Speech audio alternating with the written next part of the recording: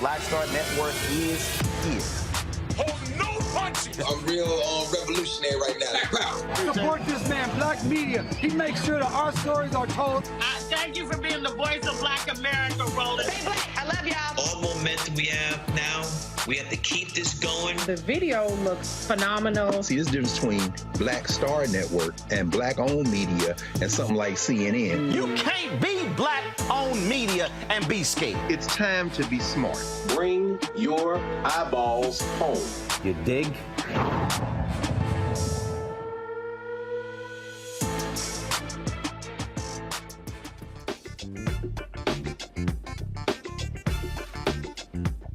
This is Attorney Robert Patillo sitting in for Roland Martin on Roland Martin Unfiltered, streaming live on the Black Star Network. Roland is getting back to the studio. He will be with us tomorrow, but here's what we have coming up tonight.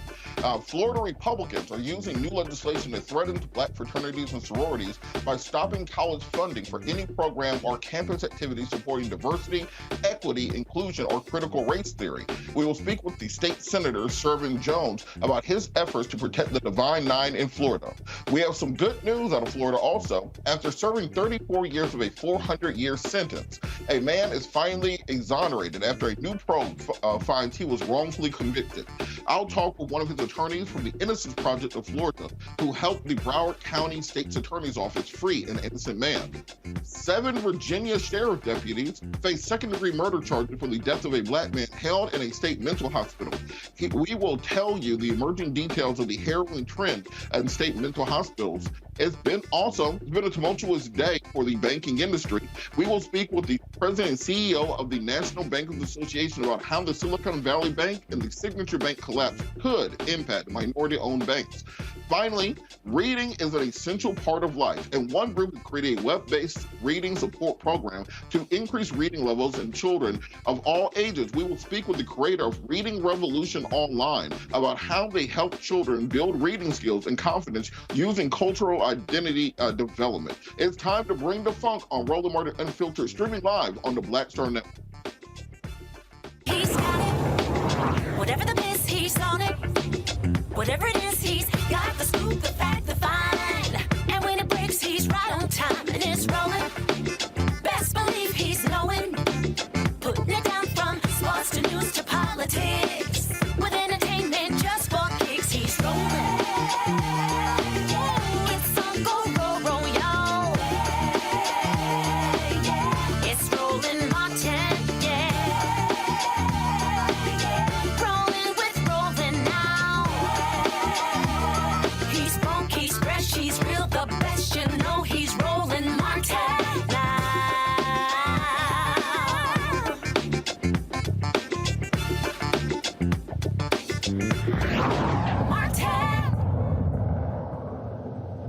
As always, we have to start with the state of Florida.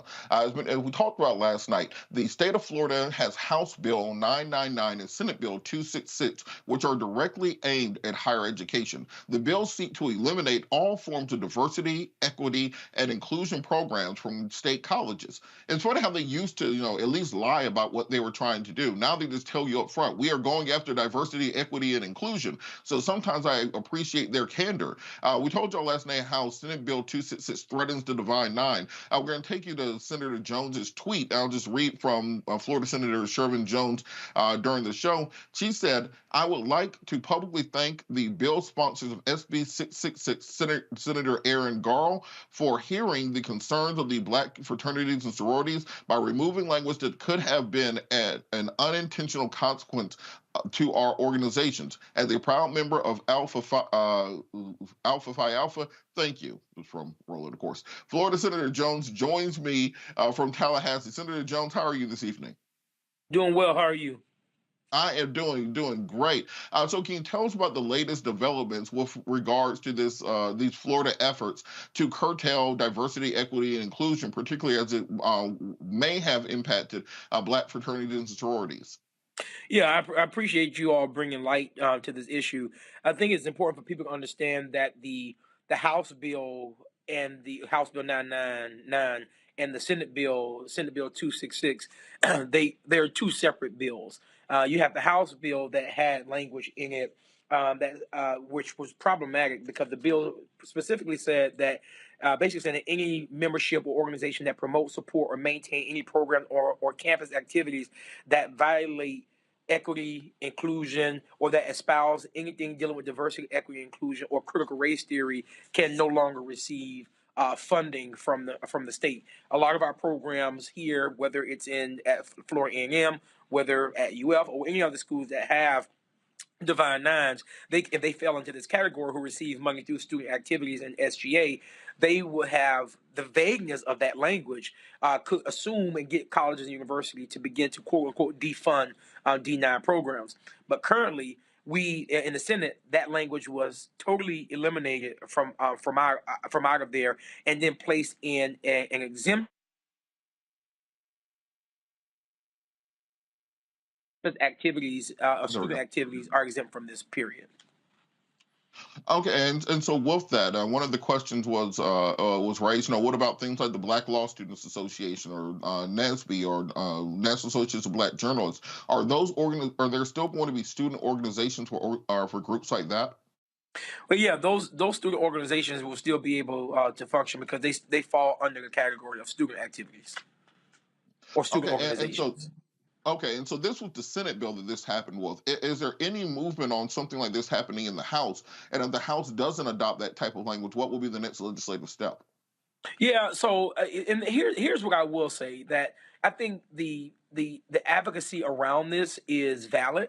For those individuals who think that this is a win because the Senate has put language to basically protect these a lot of these affinity groups and specifically like the Divine Nine, that's one thing. But I think they need to stay on the House to make sure that the House adopts our language in the next committee stop. Because remember, the House language is really what the governor wants, but the Senate language is probably going to turn into a bargaining tool. As it stands right now, the Senate president and the bill sponsor have made a commitment that our language is going to stand, and so I think the voices still need to continue to be raised that we protect our Divine Nine and our other organizations like our Black student unions or the Black Law Association and other organizations who might fall into that category.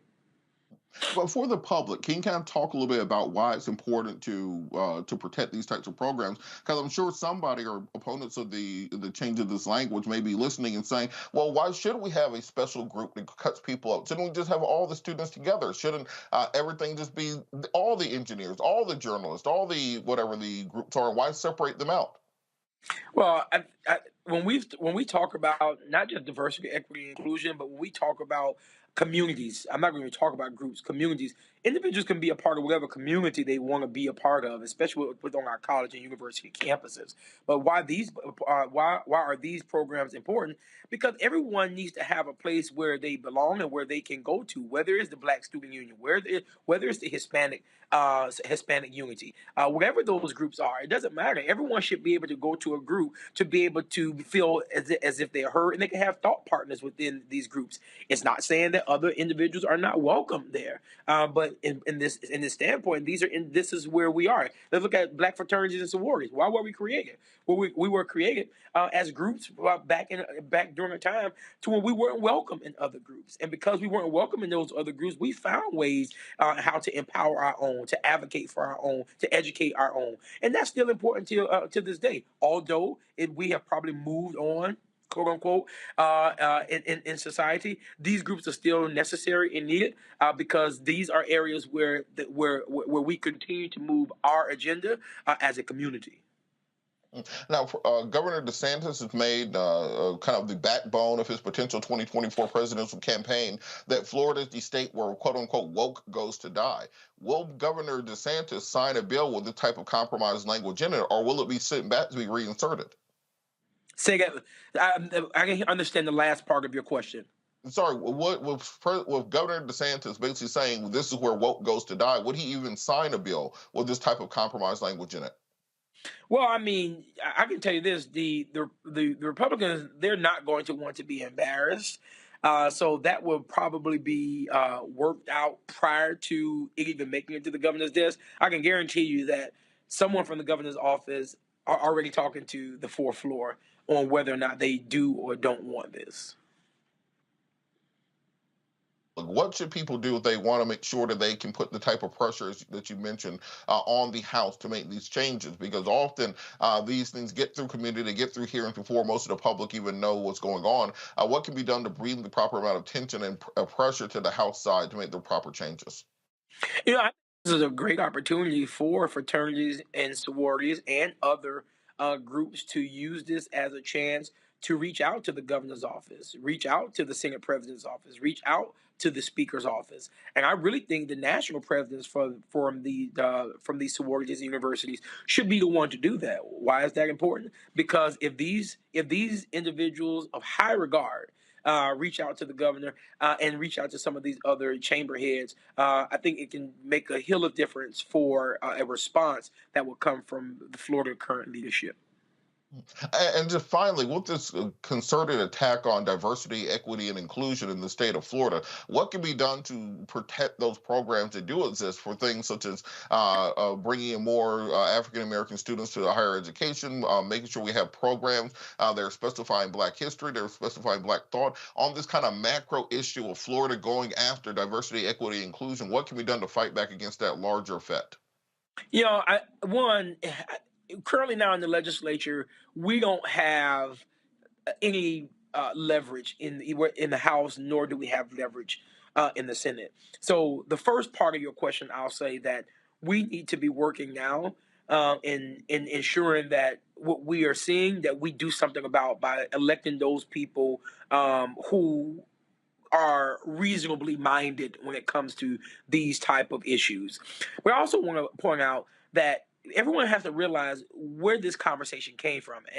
And briefly, I'll tell you, we saw since 2018, after the death of George Floyd, this whole uprising of the elimination of DEI, which started with Donald Trump, because there was a Pew poll that was done and showed that over 61% of white men and women saw the word white privilege over and over again during that time. And individuals started implementing DEIs within corporations, within schools, and everything else.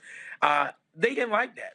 And because they didn't like that, we are now, and we saw this whole uptick of removing DEI from federal programs, removing DEI from states, and that's where this continuation is happening. This is a power grab. This is nothing but a power grab. It has always been a power grab, and we will continue to see this until we, as a people across this country, stand up to let this know the DEI is not the boogeyman. Y'all are.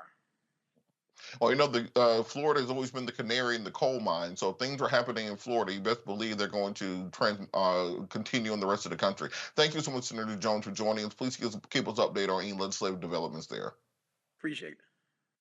Thanks. We'll be back after the break. You're watching Roland Martin Unfiltered, streaming live on the Black Star Network. A lot of these corporations or people that are running stuff push black people if they're doing a certain thing. What that does is it creates a butterfly effect of any young kid who, you know, wants to leave any situation they're in, and the only people they see are people that are doing this. So I gotta be a gangster, I gotta shoot, I gotta sell, I gotta do this in order to do it. And it just becomes a cycle. But when someone comes around and is making we don't do, you know, they don't want to push it or put money into it. So that's definitely something I'm trying to fix too, is just show there's other avenues. You don't gotta be a rapper, you don't gotta be a ball player, you can be a country singer, you can be an opera singer, you can be a damn whatever, you know? Showing the different avenues, and that is possible, and it's hard for people to realize it's possible until someone does it.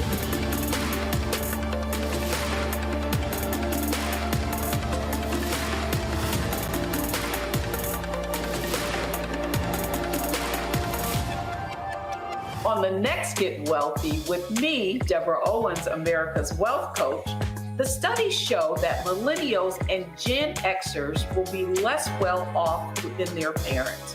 What can we do to make sure that we get to children younger and that they have the right money habits? Well, joining me on the next Get Wealthy is an author who's created a master playbook. Be willing to share some of your money mistakes, right? If that's what you have to lean on, start with the money mistakes that you have made, but don't just tell the mistake, right?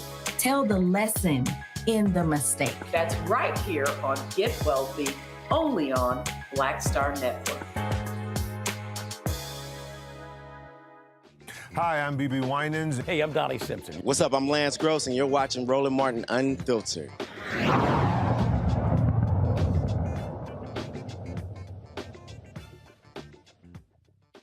Welcome back. Of course, another Florida story. Another Florida bill has Republican lawmakers pushing for legislation to exempt the Confederate flag from a broad proposal to ban most flags from being flown outside of state government buildings in Florida.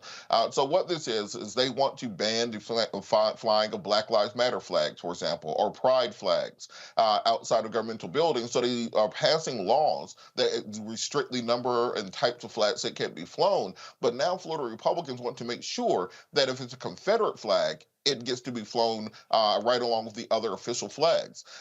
So Florida State Senator Jay Collins filed a new amendment to Senate Bill 668, which proposes the creation of a new section 256.045 in the Florida statutes, which will define the term governmental entity and restrict that only certain flags are displayed on public buildings and other public properties. The Confederate flag is among the 12 types of flags specifically exempted from the ban in the one being the United States flag, the state of Florida flag, the flag of the United Nations, the POW/MIA flag, the flag of foreign nations, the flags that represent branches of the United States military and armed forces, the Florida National Guard, the Florida counties flags, Florida municipalities, public universities and colleges, the flag of the Olympics, and the flags indicating beach warnings are right now the only flags exempted from this new legislation. But if you want to fly the red, black, and green liberation flag, that will be illegal if this new bill is passed in Florida. The Florida Senate Committee on Governmental Oversight and Accountability recommends that the bill, if approved, take effect July 1st, 2023. We got to talk about this. Joining me now is our panel. We have A. Scott Bolden, former chair of the National Bar Association, Rebecca Carruthers, vice president of the Fair Election Centers, and Joe Richardson, civil rights attorney, to discuss all things Florida. So, Scott, I wanted to start with you, specifically on this bill, the diversity, equity, and inclusion ban in the state of Florida. What is with this Republican sudden attack? Basically being honest about they're saying the quiet part out loud now, that we are going after and trying to stop diversity, equity, and inclusion. Even if we can carve out something for the Divine Nine and affinity groups, they're going after the meat of the subject of college admissions and scholarships, etc. Why are they saying the quiet part out loud now? What can we do to stop it? Because Governor DeSantis was just reelected by 20 points, and they feel empowered. The messaging on this coming out of Florida is just really incredible. It really is. They don't want to say the word gay. They don't want to use diversity and inclusion or list it. They must not want to implement it. And so as a result, you know, the messaging out of Florida is that we have a race-neutral society, and we are going to practice race neutrality. And as a result, if we say it enough and we live it enough, then that could be the case 20 plus years outside of 2043, when Black and brown people will be the majority in this country we call America.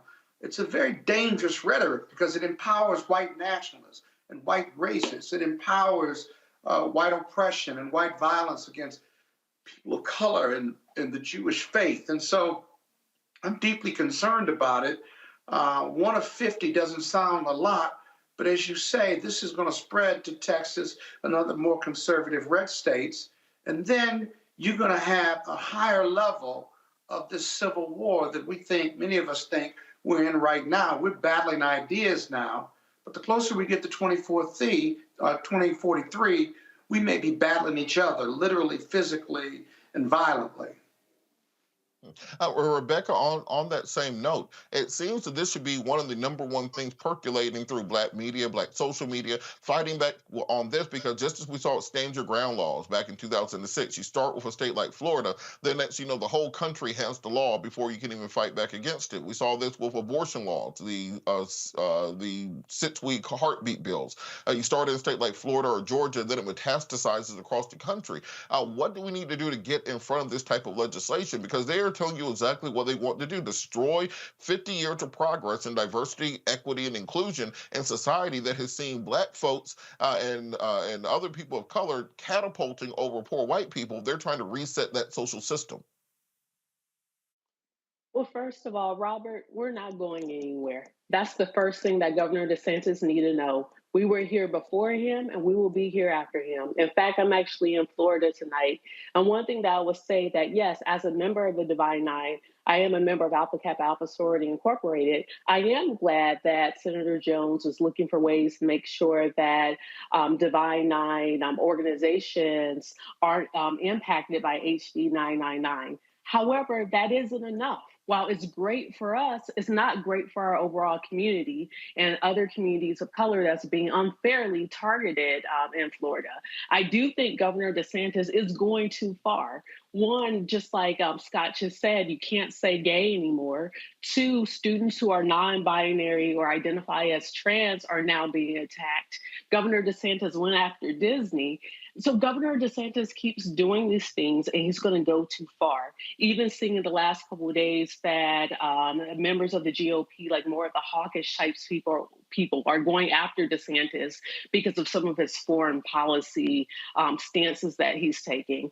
I am hopeful that people in Florida will show up and vote these people out in 2024, because there's enough people who didn't vote in Florida who could vote and could completely change the trajectory of what's happening down here in Florida.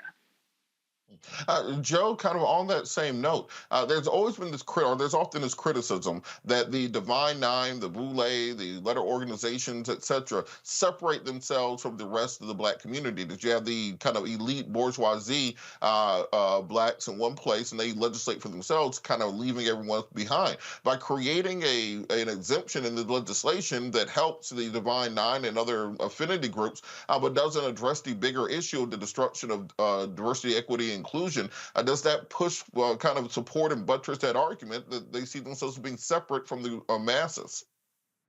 Well, boy, you know, what's interesting is that actually, I think, at the risk of saying so, may become a bit of an in-house conversation, right?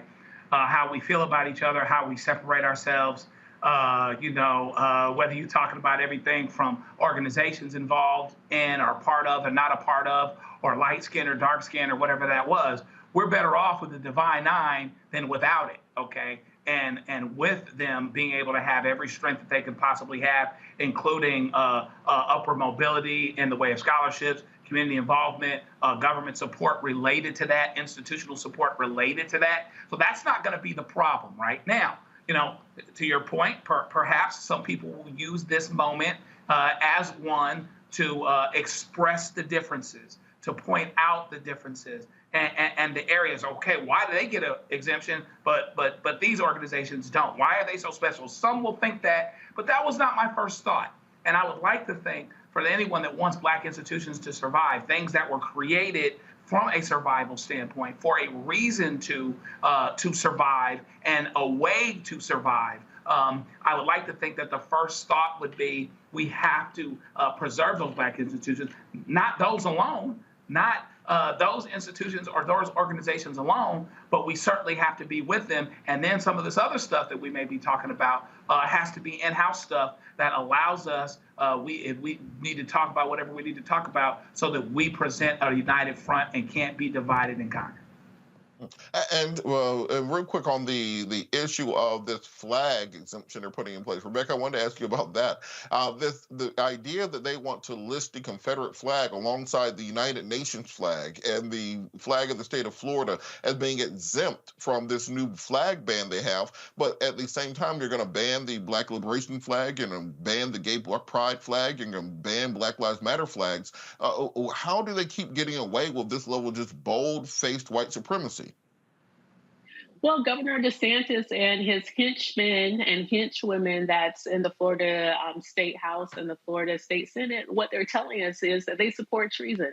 They support people who turned their back on this country, wanted to rip this country apart, didn't want this country to exist in any shape, semblance, or form. And they're saying that we support treason. So if they want to support treason, once again, I tell Florida voters, you have the opportunity to do something about this. I even tell Republicans in the Republican primary, you have an opportunity to choose better and not choose lesser. And so I'm telling voters there are enough Gen X, there's enough Gen Z, there's enough millennials to actually do something that changes this course, because we cannot go backwards. And if we go the way that Governor DeSantis wants us to do, we will be going backwards as a country. And that simply isn't good for us. And Scott, on this same point, it seems that Democrats are running scared of DeSantis. You're seeing more and more attention being pushed on him when it comes to attacks, whether it's in late night comedy, whether it's on the rhetoric we hear on the Sunday shows, and so much so that it seems that they're almost supporting Trump over DeSantis, thinking that Trump's an easier candidate to beat. Why are people so afraid of DeSantis as a candidate for president? Because he's not Trump, and we don't know whether we can beat him. We know we can beat Trump for sure. And so whether it's the flag issue or these cultural issues, DeSantis is laying a foundation for his campaign that is going to harp on or tap on these cultural differences without the noise of Donald Trump. The Democrats need Trump, who's got 30 to 40% of the GOP, to feel comfortable that with Biden running again. No one's convinced that Biden can beat anyone but Trump, and that's the cards that are being played right now. And so, the culture war with regard to the Confederate flag, I must tell you, they lost that war, that civil war, and yet we continue to promote them as the rebel part of the country. But who celebrates a loser? Who celebrates a loser like Trump or the Confederate flag? And so DeSantis is dangerous because he comes without the noise. The Democrats haven't figured out a strategy in regard to how to beat him just yet. And we need to get to getting, as my grandmother used to say, about what that race would look like and who's best positioned to beat him. Because while he's behind Donald Trump, right, the GOP review or the research says that many of the folks who are undecided or not comfortable with Trump would go to DeSantis, and there are only a few others in the race right now. And so that's the power that DeSantis brings, the unknowing. Well, all I know is the last time Democrats started getting behind and hoping that Donald Trump will run in 2016, think he'd be easy to beat, he won. So be careful what you wish for. We'll be back after the break. Yeah, but he lost in 2020. That's kind of what I'm getting. Streaming live on the Black Star Network. We'll be back after the break. Hatred on the streets, a horrific scene, a white nationalist rally that descended into deadly violence. White people are losing their damn minds. As an angry pro-Trump mob storms the U.S. Capitol, we've seen shooting. We're about to see the rise of what I call white minority resistance.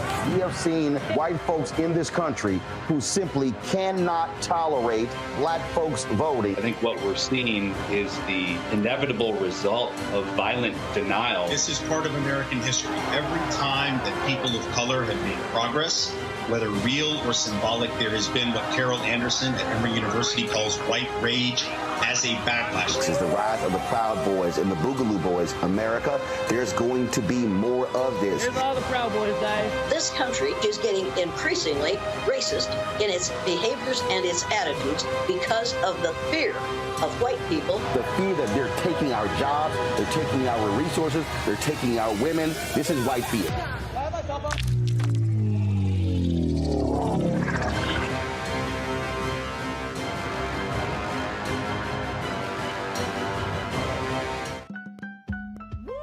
We're all impacted by the culture, whether we know it or not. From politics to music and entertainment, it's a huge part of our lives, and we're going to talk about it every day right here on The Culture with me, Faraji Muhammad, only on the Black Star Network.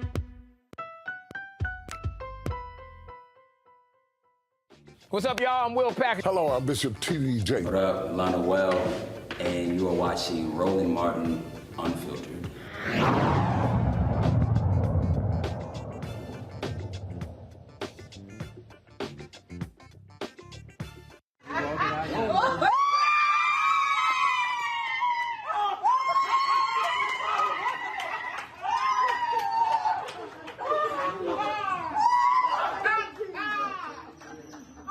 That's Sidney Holmes greeting his family after Florida judge exonerated him from his 400-year sentence for a 1988 armed robbery conviction. After a 2.5-year investigation with the help from the Innocence Project of Florida, evidence proved Sidney did not commit the crime that he had already served 34 years in prison for.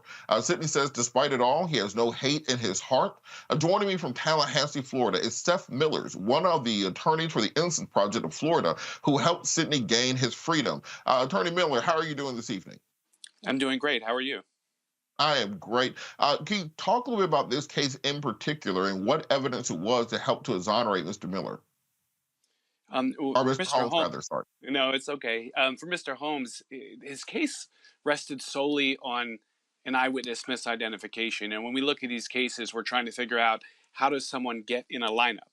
And the most interesting thing is, this maybe is the strangest case I've ever seen about how someone got in a lineup and was therefore misidentified. Mr. Holmes was at a family barbecue for Father's Day, the day of the crime, all day long with his family, at the same time that a robbery of two individuals was going on somewhere else at a gas station. And those one of those individuals who was waiting in a car, a getaway car, he left while the other two individuals stole the victim's cars. The brother of the victim, one of the victims, said, when he heard the description of the car, said, "Hey, that sounds like a car that robbed me earlier in the day." They went around looking for a car, didn't find a car. 2 weeks later, the brother finds a car that is a brown Oldsmobile Cutlass, one of the most sold cars at that time, and says, "I think this was the car," gives the tag to law enforcement officers. It hits Sidney Holmes. So there was no police investigation. They put him in a lineup. He was not identified the first time. Put him in a lineup a second time. He's therefore identified. And that's the case. That's the entire case against Sidney Holmes. What we were able to do is we were able to show that that eyewitness identification was unreliable and confirm the alibi. And the state finally agreed that there was no evidence to even try him in the first place and agreed to exonerate him. Wow. Why would something like that take 34 years to be rectified?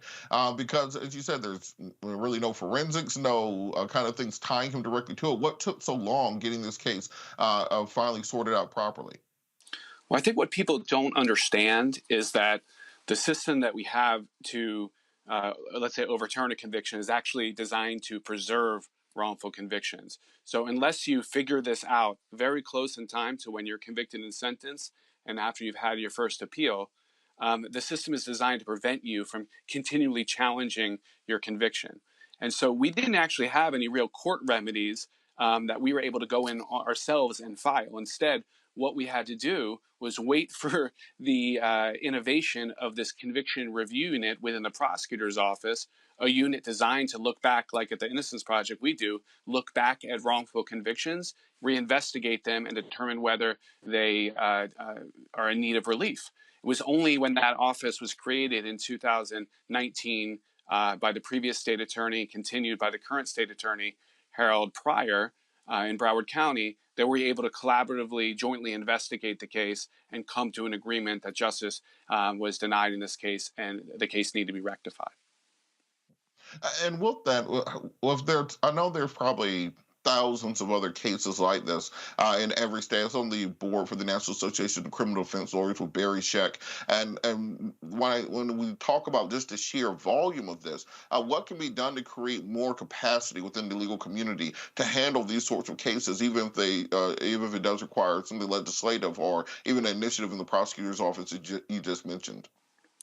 Well, I can tell you that only 5 of the 20 prosecutors' offices in the state that cover our 67 counties have a conviction integrity unit or a conviction review unit. And so, for those that want to have a serious unit that's serious about looking and finding miscarriages of justice, we should have more of these units, because I can tell you that for the places that don't have them, I and my team, organizations like ours and other places, have to fight tooth and nail for years, sometimes 5 years, 10 years, 15 years, just to rectify a case, often over the prosecutor's opposition. So if there's efforts to institute these units and they're independent of the rest of the office, they can look back at misconduct by the office, and there's a real effort to try to overturn wrongful convictions, we can get these done more quickly and more efficiently and collaboratively, which I think the public expects prosecutors to do justice when they see evidence of wrongful conviction. And these units are the way to do that, and there need to be more of them. All right, I'm going to bring the panel in. Joe, did you have a question for Attorney Miller? Attorney Miller, great work.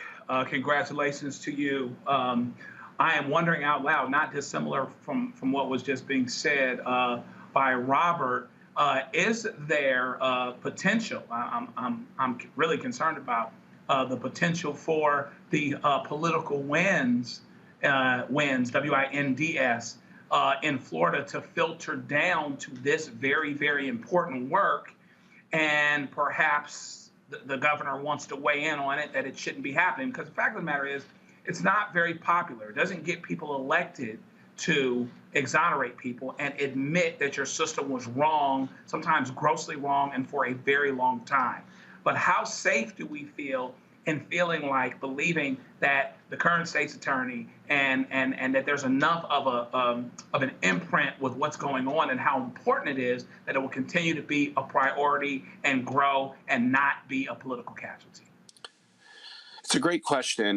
Many of your listeners might know that the state attorney, Andrew Warren, in Hillsborough County in Tampa, was removed by the governor this past summer for reasons that didn't have to do with his looking backwards work to rectify wrongful convictions, but did have to do with the governor's disagreement with him, basically about political beliefs and approaches. And we have the governor's unique powers in Florida to do that. So it's our hope that that won't filter down. What I can tell you is that my experience of doing this for almost 2 decades is that whether the prosecutor is one that fashions him or herself as a forward-thinking progressive prosecutor or a tough-on-crime prosecutor, when we have been able to rectify wrongful convictions with agreements of all different kinds of prosecutors, the smartest prosecutors recognize that they can own and take credit for this work because it is politically viable, because it is politically popular. These are the biggest news stories in the country when they happen.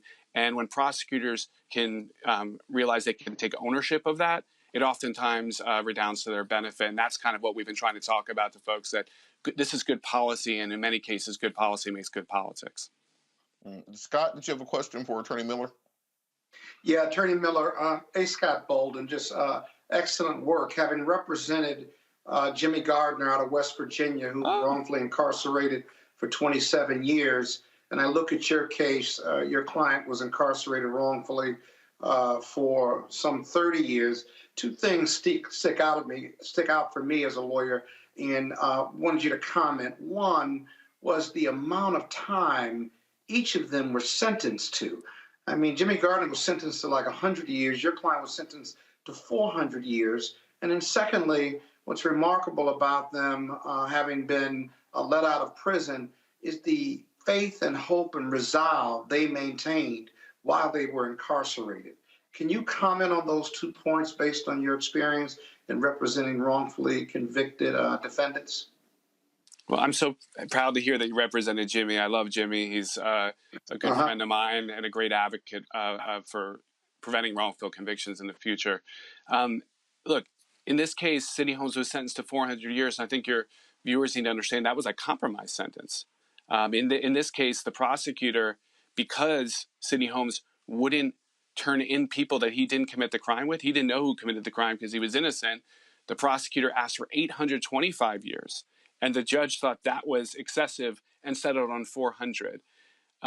This is insane. I've never had a case like this before with that kind of sentence. But in a case where he wasn't eligible for an actual life sentence at that time under the current laws, the judge threw the book at him for no other reason than because the prosecutor, stated he should die in prison. He should never get out of jail. These things are abhorrent. Florida has some of the worst sentencing laws, and we're trying again to change our death sentence law to allow for a majority vote of a jury to give someone a death sentence, which is going to increase the likelihood of innocent individuals, wrongfully convicted individuals getting executed. So we're going in the wrong direction in that way. Now, as for these people, it's so surprising. They're so resilient. I can tell you that Sidney Holmes has an unbelievable family, and it's his family that is with him. His faith has been with him all these years, and I think it's what's going to serve him well as he tries to navigate the path to transition back into free society. He's overwhelmed now, but he's hopeful, and it doesn't really have bitterness in his heart. I will say, if he had bitterness, if he was angry, it would be reasonable, and we'd grant him that grace. But he's someone who's looking forward, and we're going to help him reintegrate back into society to meet all his goals. Rebecca, do you have a question before we go? Attorney Miller, just a couple quick questions. In your estimation, how many wrongful convictions do we have now? Is it 1 out of 10? Is it 2 out of 10? Is it less than that, more than that?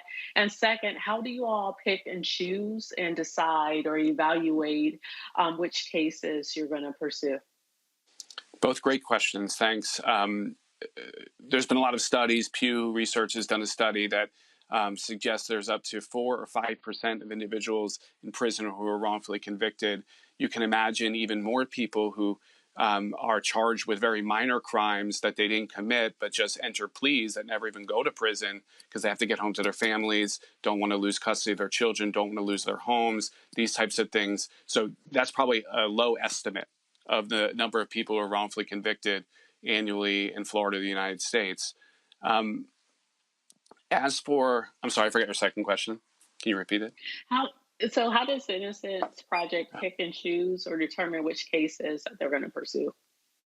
Yeah, so it's a very difficult thing to do. We have hundreds of people who write us each year, and really what we're trying to do is identify issues and cases that we know cause wrongful convictions and use the existence or the presence of those causes as a way to filter cases to cases we can't put resources in to investigate and ones that we do. And then what we're doing is looking for evidence that wasn't available to the jury the first time around that tends to demonstrate innocence that then we can bring forward to the courts through legal claims or to conviction review unit to reinvestigate collaboratively and try to resolve the case without litigation. But it's very, very difficult to figure it out. And we sometimes get it wrong. And when we get it right, we get situations like Sidney Holmes where we're able to rectify a case after 34 years. And Attorney Miller, most people probably would think, well, after 34 years in custody, he's going to probably get, tens of millions of dollars from the system. Can you talk about what the actual reimbursement is and how it works in Florida? It's a great question because that doesn't happen, and I think most people think it should. In Florida, we have a law that allows for $50,000 a year for each year of wrongful incarceration, capped at $2 million. It's been like that since 2008. Not adjusted for inflation, hasn't been raised in that time. We've fallen behind many states, including Texas and Indiana, who provide much more generous compensation packages. The real problem is that it has exclusions that make it be that most people can't get compensated, including Sidney Holmes, because it has an exclusion for if you have committed and have been convicted of a prior felony conviction, unrelated crime. And so right now we have a bill going through the legislature. We've been trying since 2008 to fix this. And it looks like this year might be the year that would pull that clean hands provision out.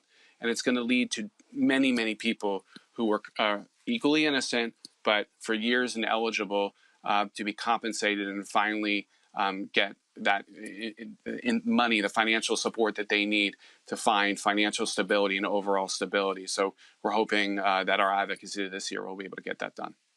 Well, please keep us updated. We want to advocate on behalf of that. This whole show's been about Florida thus far. We really thank you for all the work that you do, and hopefully the legislature can rectify that wrong. We're going to continue this conversation on the other side of the break. You're watching Roland Martin Unfiltered, streaming live on the Black Star Network. On the next A Balanced Life with me, Dr. Jackie, Reentry Anxiety. A lot of us are having trouble transitioning in this post-pandemic society and don't even realize it. We are literally stuck between two worlds, in purgatory. How to get out of purgatory and regain your footing and balance. What emotions they're feeling and being able to label them, because as soon as you label an emotion, it's easier to self-regulate. It's easier to manage that emotion. The next, A Balanced Life on Black Star Network. Coming up on the next Black Table, a conversation with Professor Howard W. French on his new book, Born in Blackness, covering 600 years of global African history and helping us understand how the world we know today is a gift from Black people. There could have been no West without Africa and Africa. That's on the next Black Table with me, Greg Carr, only on the Black Star Network. Black Star Network is here. Oh, no punches! I'm real revolutionary right now. Thank you for being the voice of Black America. All momentum we have now, we have to keep this going. The video looks phenomenal. See, there's a difference between Black Star Network and Black-owned media and something like CNN. You can't be Black-owned media and be scared. It's time to be smart. Bring your eyeballs home. You dig? We're all impacted by the culture, whether we know it or not. From politics to music and entertainment, it's a huge part of our lives, and we're going to talk about it every day right here on The Culture with me, Faraji Muhammad, only on the Black Star Network. Hey, I'm Deion Cole from Blackish. Hey everybody, this is your man Fred Hammond, and you're watching Roland Martin, my man, Unfiltered.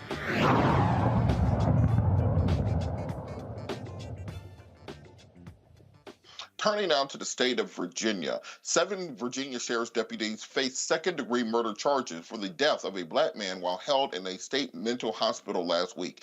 Henrico County deputies Randy Joseph Bowers, Dwayne Allen Bramall, Jermaine LeVar Branch, Bradley Thomas Deese, Tabitha Renee Lever, Brandon Edwards Rogers, and Kaylin DeJour Sanders have been charged in connection with the death of Ervo Ontieno. During the intake process at the Virginia State Medical Hospital, deputies physically restrained the decedent and was smothered to death by the weight of 7 deputies on top of him. According to the police documents, Irvo was taken to Virginia State Central Hospital after being identified as a possible burglary suspect on March 3rd. He was then placed under an emergency custody order and taken to the local hospital. When he became physically combative with officers, officers then transported him to the county West Jail. But the county sheriff's office personnel took him in around 4 p.m. on March 6th and admitted him to the Virginia Central State Hospital. Virginia State Police have obtained a 12-minute long security video, but there is no immediate plan to release the video to the public. All deputies are set to appear before the grand jury on March 21st at 9 a.m. Scott, I wanted to go to you first on this. We have these cases, and it seems that Black folks at every intersection that they have any contact with law enforcement, you risk death. How can something like this happen where someone is being taken into a mental facility? They know this person has issues. They know that this person may act out, and they still end up killing him while in custody. And they know that they're being videotaped. It's some incredible stuff, man. And it keeps happening over and over and over again in almost every part of the country. Robert, you do criminal defense work. Let's just think about this. The police clearly don't care. The police training matters, but I'm not going to let the government off the hook about that. The mental health issue is so huge, and he was in custody, being taken into a mental institution to get the help he wanted. The police didn't have to do anything but take him there.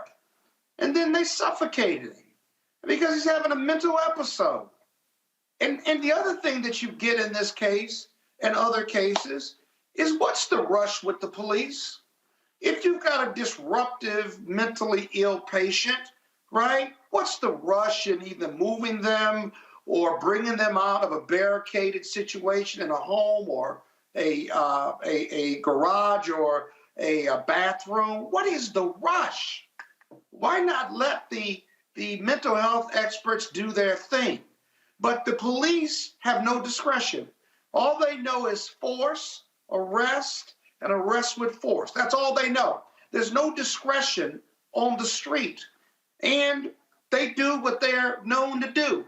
And people die from it, especially mental health patients. And so much has to be done in criminal justice reform and police reform, right, for them to be better. But there again, where is the discretion? And so I'm actually been doing Roland for 5 years, maybe 7 years. I'm tired of talking about these cases. It seems like every week there's another case, and it's not getting better. People are dying, and it's just not getting better. The police are just dumb. The cities keep paying out multiple millions of dollars, and you get to a point where you think, okay, enforcement or money judgments just aren't working, and all the political statements aren't working. The police are just, it's too ingrained in their training and stuff. And what we really need to do is do a nationwide retraining, national mandate manual for police training and start to implement it now, because they're not going to do it on their own. The police, in my opinion, are incapable of changing. They just aren't. So that thin blue line has to be changed to be thicker or thinner, but more importantly, transformative and better. On that same point, Rebecca, I feel like we need to start a hashtag mental health while Black, because it seems that having a mental health episode while also being Black has turned into a death sentence. What can we do to better protect people, particularly Black folks who are going through mental health crises? Robert, I'm pretty sure that's already a hashtag. In fact, just like Scott said, we talked about a similar issue last week when we talked about the young brother in New Jersey, where he was barricaded in his home. He was having a mental health crisis, actually worked with mental health trauma. Folks who worked with him showed up to the scene and tried to talk to law enforcement who were on the scene, and they weren't listened. Instead, I believe he was shot dead. So, I do agree. What is the rush when it comes to someone who's in a mental health crisis? What is the rush to quickly get the situation, quote unquote, handled or under control by any means necessary? I don't even know that training is the issue here. I don't think law enforcement should be involved when there are mental health crises. I think there should be a mental health task force that we have alone. Like we have the national, was it 4-1? I forgot what the national number is now for those who are in a mental health crisis, but police shouldn't be on the other side of that call. Instead, it should be trained people. We should put money into this country to invest to make sure that we have the proper number of mental health counselors and therapists and crisis folks to deal with what is an increasing population that have mental health needs.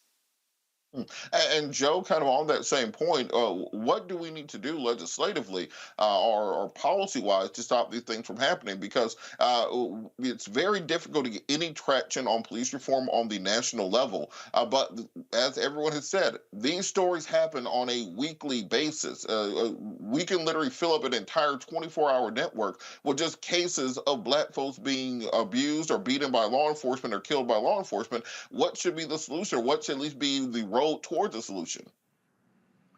There's a wish list here.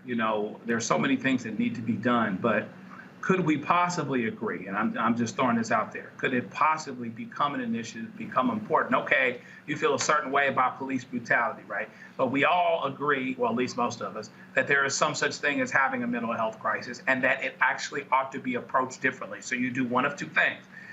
You make police accountable to make that situation less likely from happening. And of course, there needs to be this discussion and action related to police not dealing with mental health issues. Or once someone is in a mental health box or in a mental health situation, that there are certain rules that are different than the ones that the police are used to being able to live by, survive by, etc., because you're under the guise of mental health.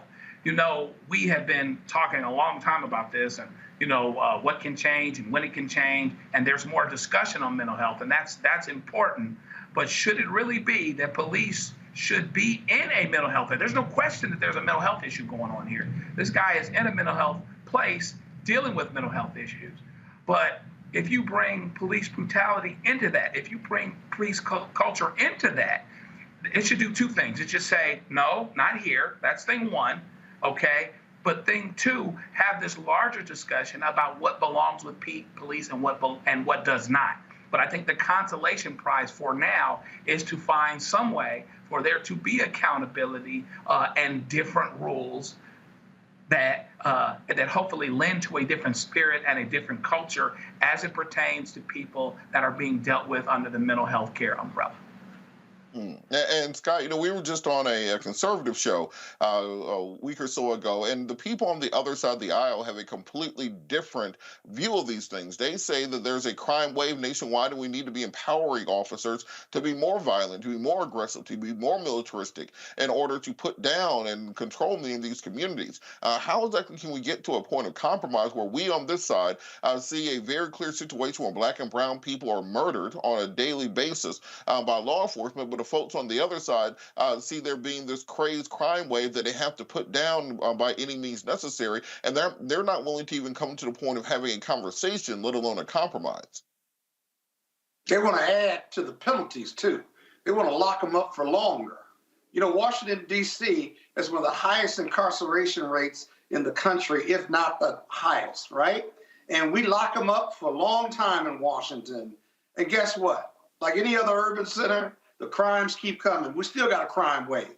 And so I think a couple things. We have to take a holistic view towards rethinking criminal justice and law enforcement and how we enforce the laws, right? So, for example, have you ever done a ride out with the police? You ride out with the police and the police ride around in most jurisdictions and they get a call after the crime has been committed. And you show up with the police and the police begin their investigation. Why don't we put more money into preventing crime versus solving crime? If I'm a victim of a crime, I don't care what happens after I'm a victim. Sure, I want them to be arrested or return my property or what have you, but I've been victimized already. So why not increase police presence in my community, high crime or not, so that the presence prevents the crime versus prosecuting or investigating the crime? That's one thing. The other thing is looking at a holistic approach to high crime communities and implement with poor communities and rural communities that we're going to require folks to be in school, stay in school, job training, jobs, entrepreneurship, giving them an alternative to gang violence or life of crime. Most young kids who are selling drugs or involved in the gangs are involved in both of those bad activities because that's the way out of their community, their view, and they don't see an alternative without a doubt. You got to give them hope, whether it's with the church, with the YMCAs, with the boys club, girls club, whatever it is, it's a holistic approach or continuum of care that keeps them busy. We used to have midnight basketball, which was very popular in the 80s and 90s to divert kids from being involved in crime after 8 o'clock or 9 o'clock. But all of these programs, Robert, take money. And taking care of poor people or our young people or preventing crime is far more expensive. And yet we give billions to Ukraine. We give billions to other countries around the world to defend against our national security. And yet we won't give billions to Black communities or poor communities or communities of kids and adults who are incarcerated. Why don't we require them to have a skill set and have a job when they come out of the penitentiary? Why don't we require them that they cannot be in a gang? That it's illegal to be in a gang if you're out of the penitentiary, certainly illegal when you are in the penitentiary. Where does the First Amendment come with that? Just a few ideas. Scott, on that point, whenever I have a conversation with some of our conservative friends and they say, well, what about black on black crime? I say, well, what about reparations? If you want to cut black on black crime, check for reparations. It will all sort itself out. We're gonna keep this conversation going on the other side of the break. You're watching Roland Martin Unfiltered, streaming live on the Black Star Network. And make sure you get these streaming numbers up. We gotta get our likes up. We gotta get our shares. We gotta get our subscribes up. Come on, show Roland you're proud. When you talk about blackness and what happens in black culture, we're about covering these things that matter to us, speaking to our issues and concerns. This is a genuine people-powered movement. There's a lot of stuff that we're not getting. You get it, and you spread the word. We wish to plead our own cause. Too long have others spoken for us. We cannot tell our own story if we can't pay for it. This is about covering us. Invest in Black-owned media. Your dollars matter. We don't have to keep asking them to cover our stuff. So please support us in what we do, folks. We want to hit 2,000 people, $50 this month, raise $100,000. We're behind 100,000, so we want to hit that. Y'all money makes this possible. Check some money orders. Go to P.O. Box 57196, Washington, D.C. 20037-0196. The Cash App is $RM Unfiltered. PayPal is R Martin Unfiltered. Venmo is RM Unfiltered. Zelle is roland@rolandsmartin.com. We're all impacted by the culture, whether we know it or not. From politics to music and entertainment, it's a huge part of our lives, and we're going to talk about it every day right here on The Culture with me, Faraji Muhammad, only on the Black Star Network. On the next, A Balanced Life with me, Dr. Jackie, Re-Entry Anxiety. A lot of us are having trouble transitioning in this post-pandemic society and don't even realize it. We are literally stuck between two worlds, in purgatory. How to get out of purgatory and regain your footing and balance. What emotions they're feeling and being able to label them, because as soon as you label an emotion, it's easier to self-regulate. It's easier to manage that emotion. On the next, A Balanced Life on Black Star Network. Hello, everyone. I'm Godfrey, and you're watching Roland Martin Unfiltered. And while he's doing Unfiltered, I'm practicing the wobble.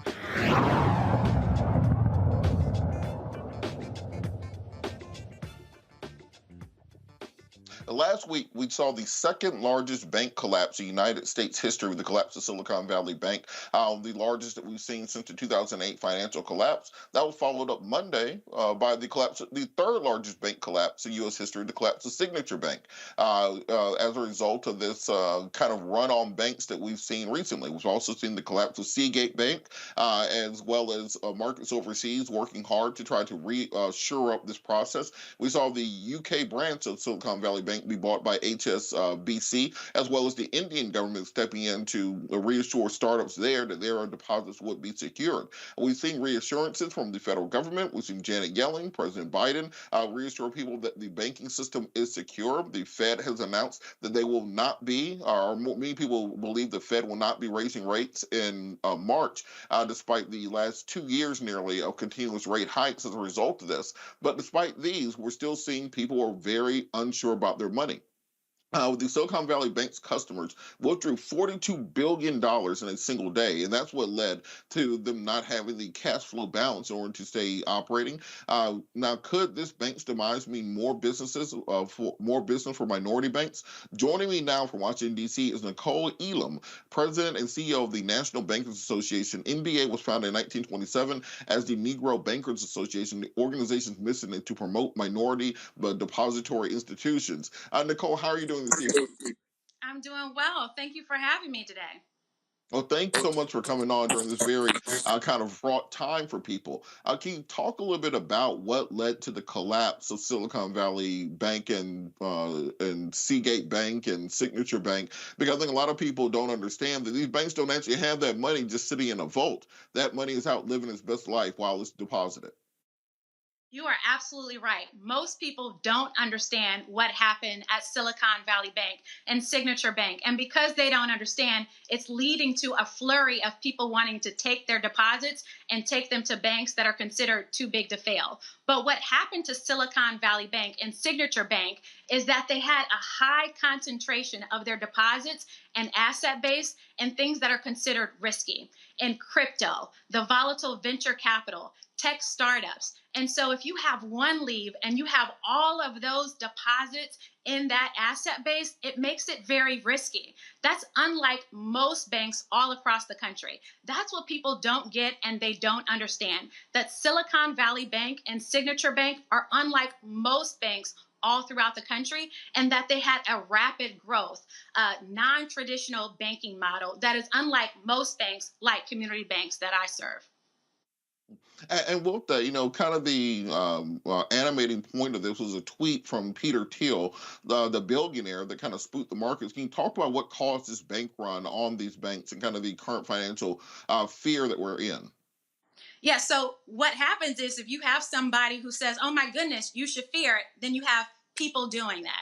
People leave the market and they want to take their money out for fear that it won't be there when they need it. And so the interesting thing is the impact, not just that it had on Silicon Valley Bank and Signature Bank, but the impact that it's having on minority banks. Because most people don't understand that Silicon Valley Bank and Signature Bank were the bank of tech and crypto and venture capital, they don't understand that their money is safe. And so what happens is they lose fear in the entire banking sector. And so we've been spending a lot of time telling customers that your money is safe, that you need to leave it in our banks. 98% of deposits at minority banks are under $250,000, so they're fully FDIC insured, but people don't get it. And so the impact of that is that our customers are now leaving our banks and they are going to banks that the federal government taught them in 2008 are too big to fail. And so you're seeing a deposit flight, and that has ripple effects, not just only on what happened at Signature Bank and Silicon Valley Bank, but on big banks like our traditional smaller minority banks.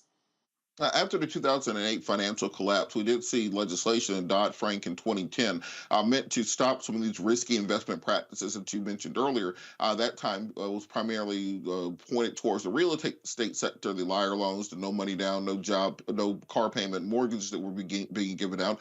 But the tech sector figured out kind of ways to circumvent this by giving out large loans to venture capital funds, startups that really had no history or no evidence they would be able to pay these loans back.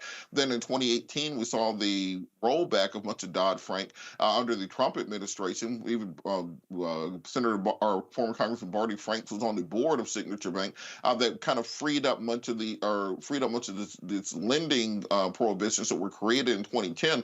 Can you talk about the way that legislation has kind of created the situation where banks such as Signature Bank and Silicon Valley Bank can make these risky loans and go under? And could that become a contagion in the system that people fear spreading out throughout the financial sector?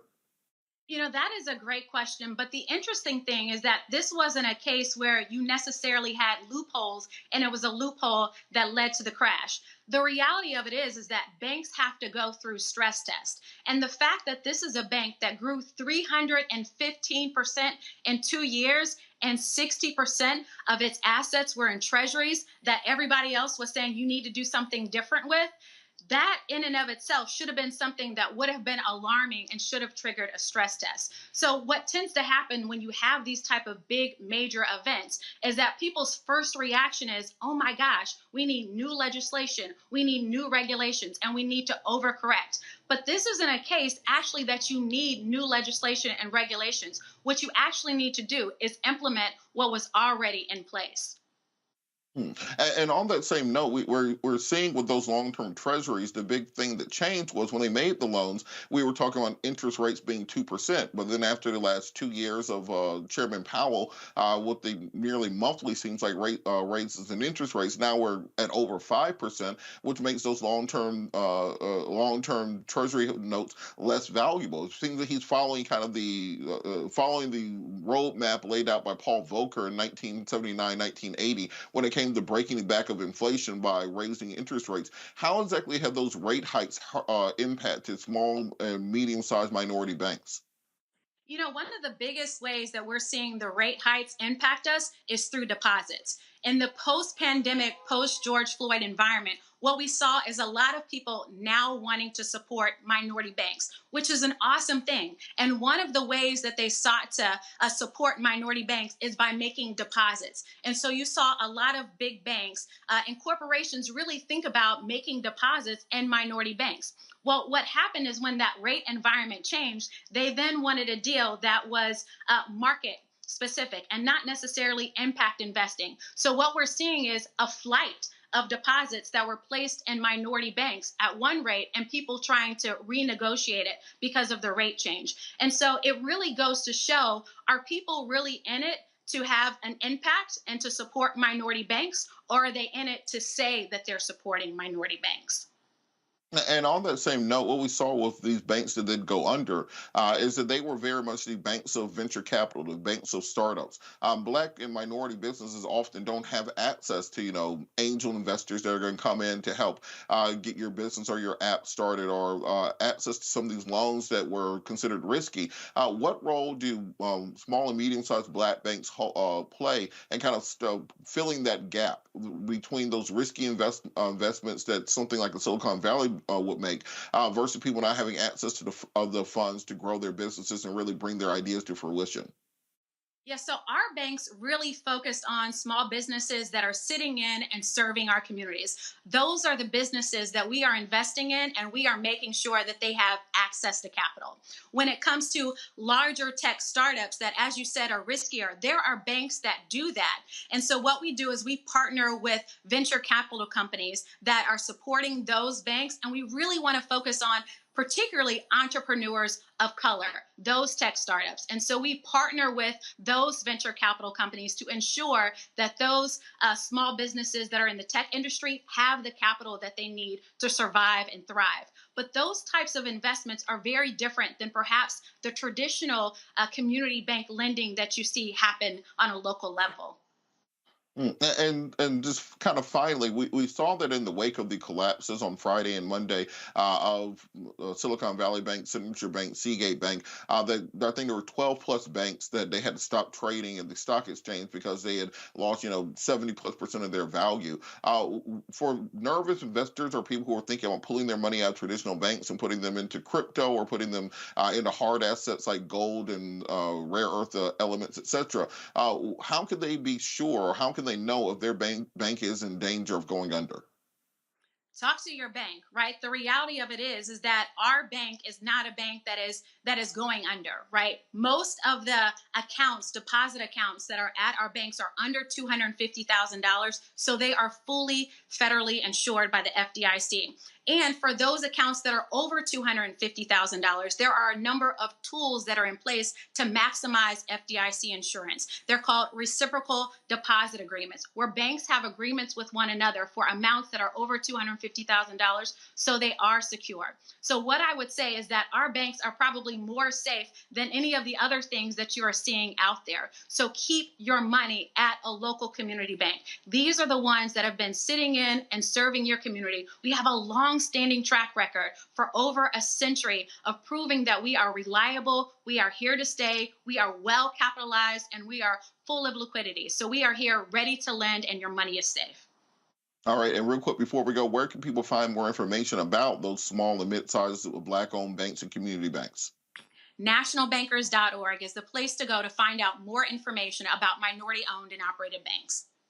Well, thank you so much for all the information. I've been encouraging people on the radio all week, learn more about the banking system, because the CEO of Silicon Valley Bank cashed out $3.5 million 2 weeks before they went out of business. The executives at Silicon Valley Bank gave themselves bonuses Friday morning, paid out by Silicon Valley Bank, deposited it in the bank. Then when the bank went under, now that gets picked up by the federal government. So the FDIC pays them back their money. Learn the way that money works. It helps you out. Thank you so much for joining us. You're watching Roland Martin Unfiltered, streaming live on the Black Star Network. We'll be back after the break.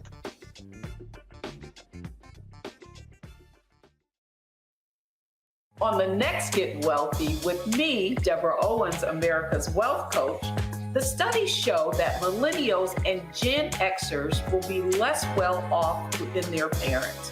What can we do to make sure that we get to children younger and that they have the right money habits? Well, joining me on the next Get Wealthy is an author who's created a master playbook. Be willing to share some of your money mistakes, right? If that's what you have to lean on, start with the money mistakes that you have made, but don't just tell the mistake, right?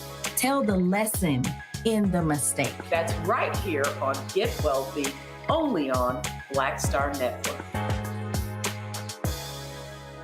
A lot of these corporations or people that are running stuff push Black people if they're doing a certain thing. What that does is it creates a butterfly effect of any young kid who, wants to leave any situation they're in, and the only people they see are people that are doing this. So I gotta be a gangster, I gotta shoot, I gotta sell, I gotta do this in order to do it. And it just becomes a cycle. But when someone comes around and is making we don't do, they don't want to push it or put money into it. So that's definitely something I'm trying to fix too, is just show there's other avenues. You don't gotta be a rapper, you don't gotta be a ball player, you can be a country singer, you can be an opera singer, you can be a damn whatever, showing the different avenues. And that is possible, and it's hard for people to realize it's possible until someone does it.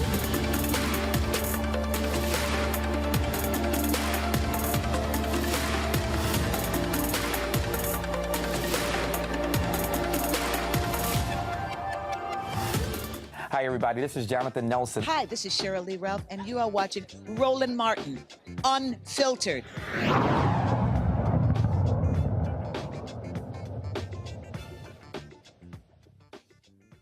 We talked earlier about the quote-unquote war on woke that Governor Ron DeSantis launched in Florida. The idea that he now says Florida state where woke goes to die. Well, there's a clip right now that's going viral. Conservative author Bethany Mandel struggled to define the word woke while criticizing a clip that has now gone viral. So they're on the show, The Hill, on the Hill's web series Rising. Mandel spoke to Brianna Joy Gray about her latest book on the issue with the progressive left and the leftist agenda. And at one point during the issue, Gray just questioned her and said, hey, what does woke mean? The title of your book, you talk about it time and time again. Well, that clip now has 2 million plus views.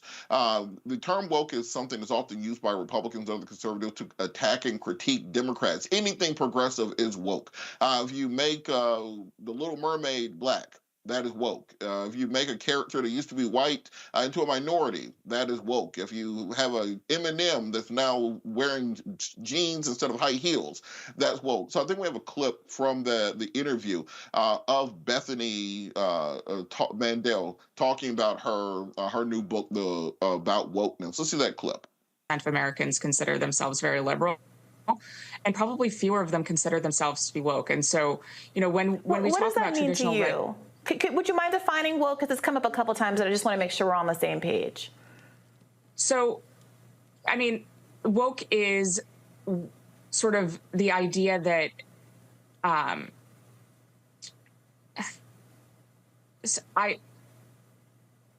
this is going to be one of those moments that goes viral. I mean, woke is something that's very hard to define, and we've spent an entire chapter defining it.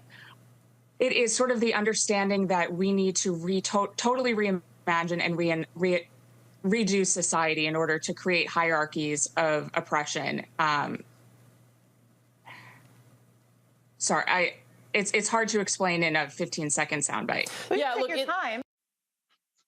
So the reason it's hard to explain is because it's a made-up thing. And it's a double made-up thing if you really think about it, because I think particularly in the Black Hebrew Israelite community and Black communities for the past century, we've talked about the Great Awakening, about opening up your third eye to understanding who you really are within the society as a descendant of the African continent. That idea was taken by Black liberals, or by white liberals, and turned into something completely different. And then you start hearing on college campuses in Berkeley and Stanford, and et cetera, about them, quote unquote, becoming woke. And then woke became about feminism. It came about the LGBTQIAPK plus community. And wokeness turned into a conversation about intersex and about feminism, et cetera. And so then conservative took what white liberals said woke was, and then they perverted it for their own purposes also, saying that now woke was diversity, equity, and inclusion. Woke was anything besides the traditional white American values. Anything besides John Wayne and Ronald Reagan on horseback was considered wokeness. If we had a black couple in a commercial, now that's woke. The military wants to have a new policy that allows people to have gender identification. That is woke. So now we've gone so far from the actual origins of the word and the actual concept and definition of what it started out being, that we've turned it into something that can no longer be explained or defined. It is now this amorphous term that Republicans simply use to badge and to brand anything they dislike. Meanwhile, they actually got down to some of the roots from where the thing came from. They would have an entirely different view of things. I think it's time we start hold them accountable. Next time Ron DeSantis or any politician or person in cable news says they have a criticism what woke and wokeism is, ask them to define it. See if they can tell you exactly what it is. They cannot, because they do not want to say out loud, I am against black people having equal rights. That's what they mean by woke. I'm against women having a place in society outside of what it was 100 years ago. That's what they consider woke. I don't believe that people should have the right and autonomy to challenge white supremacy. That's what they mean when they say anti-woke. So don't let them get away with it. Don't let them change what you have defined. You make them come to your definition. You don't go to theirs. Going to the panel, Rebecca, what does it say when you have these folks out here, like this author, whatever her name was, I won't give her any more publicity, who write entire books, who build an entire career on fighting against quote-unquote wokeness, but he can't even tell you exactly what it is? Well, she has an entire chapter where she defined it, right? That's what she just told us in this clip. I mean, this is a classic example of someone trying to use AAVE and not understanding what it means. So I would tell a lot of white people out there, including some of my white friends, if you don't know what the word means, don't use it. Don't try to be funny. I mean, bottom line is, like, it's ridiculous. And I would even say, like, you went back further with explaining where woke came from. And I would say most of the people who are talking about it now, they're just referring to in the last 3 years when they saw on Twitter when Black folks were using the hashtag stay woke. And so they thought it was funny. They thought it was a term they wanted to use and spin against what folks were activated around George Floyd. They're trying to be funny. I mean, it's whatever. and Joe, on that same note, you know who I blame for this? Childish Gambino.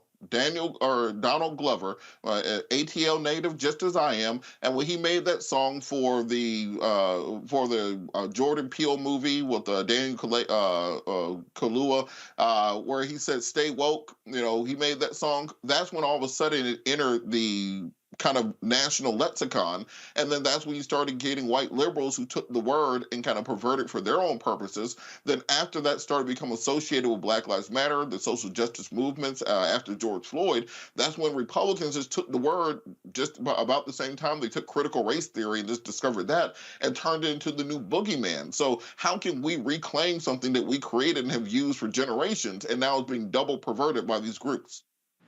There's so many things that are actually in this category, Robert.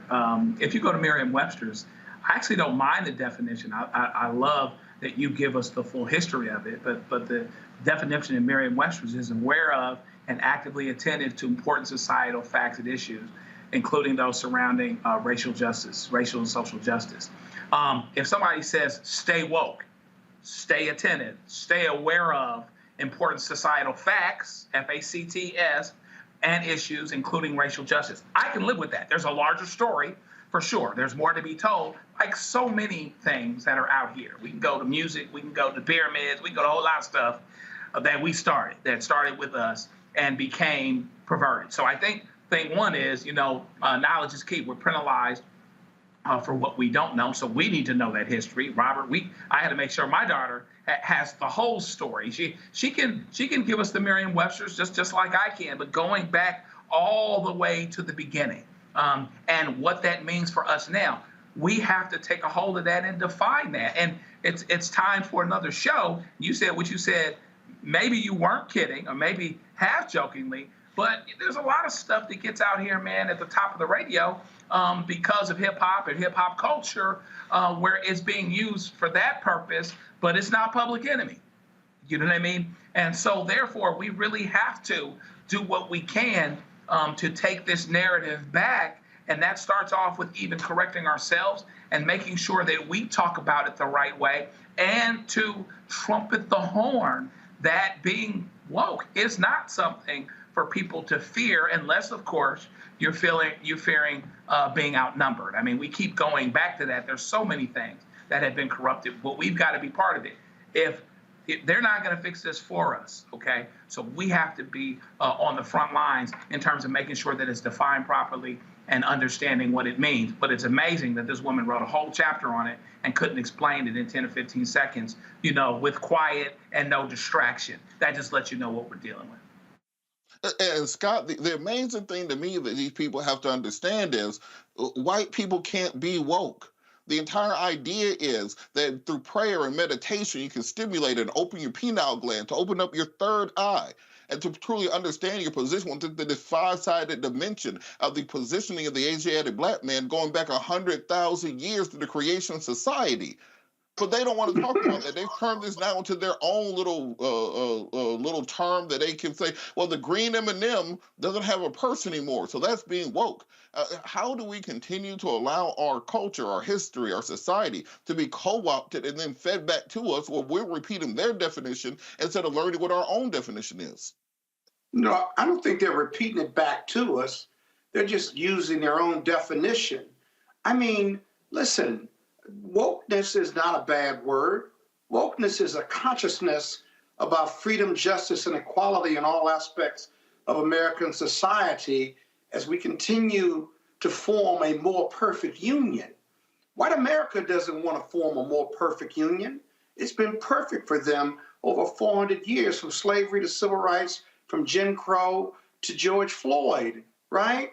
Make America great again is their form of wokeness. We don't have to be sensitive to black, brown, and yellow people, or physically challenged people, or queer people. They want a life that is simpler and caters to white America, rooted in white privilege and the celebration of white privilege, right? So that's their definition of wokeness. We know our definition of wokeness is rooted in civil rights justice, freedom, justice, and equality, criminal justice, gun control, right? Civil rights, abortion rights, right? Gay rights, and all the things that would make America truly a country rooted in equality. That's what you tell white people when they start criticizing a woke culture. You don't want that freedom, justice, and equality that the Constitution and the preamble promises America. You want it to stay the way it is. And so I don't think they've taken it from us. They've redefined it for their own purpose. So we need to keep our definition. And in these debates with them, we define it. Lastly, my third grade teacher, Sister Ruth, at St. Mary's Sacred Heart Catholic Church in Joliet, Illinois, used to say to me all the time, if you can't say it, you don't know it. So in English class, if I couldn't say it, then I didn't know what I was talking about. And she's absolutely right. This woman wrote a chapter. Maybe she didn't even write it, actually. Maybe she had a mental block. But it's so embarrassing to criticize a woke culture but not be able to define it. Just really, really a bad moment for her. But it shows you the air and the lack of depth and substance on how they have politicized one of our core principles of wokeness. Look, I will just tell these folks who call wokeness in vain, be careful what you wish for. You don't want to really get black folks looking up and learning things, because once you have 10 million Asiatic black men becoming awakening, or having their awakening and becoming truly woke. Ask the French people what happened down in Haiti the last time that happened. Ask the folks at the Stono Rebellion what happens when black people truly awake and become woke. You might not want to play with things you don't really understand. You're watching Roland Martin Unfiltered, streaming live on the Black Star Network. We can keep this conversation going on the other side of the break. We will be right back. Coming up on the next Black Table, a conversation with Professor Howard W. French on his new book, Born in Blackness, covering 600 years of global African history and helping us understand how the world we know today is a gift from Black people. There could have been no West without Africa and Africa. That's on the next Black Table with me, Greg Carr, only on the Black Star Network.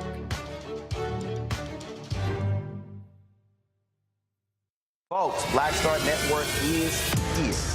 Hold no punches! I'm real revolutionary right now. Support this man, Black Media. He makes sure that our stories are told. Thank you for being the voice of Black America, Roland. Stay black. I love y'all. All momentum we have now, we have to keep this going. The video looks phenomenal. See, this difference between Black Star Network and Black-owned media and something like CNN. You can't be Black-owned media and be scared. It's time to be smart. Bring your eyeballs home. You dig?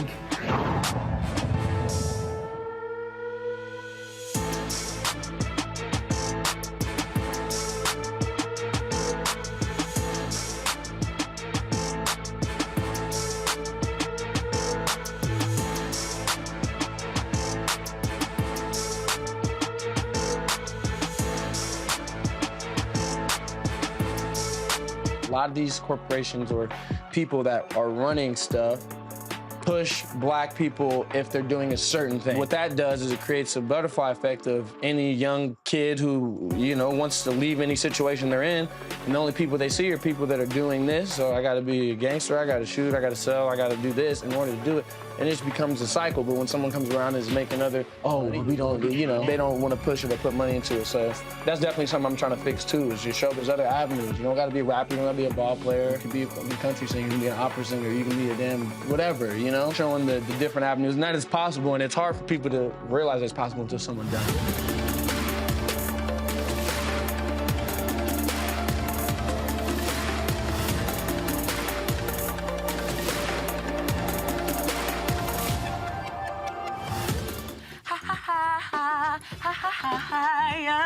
Hey, I'm Antonique Smith. What up, Lana Well, and you are watching Roland Martin Unfiltered.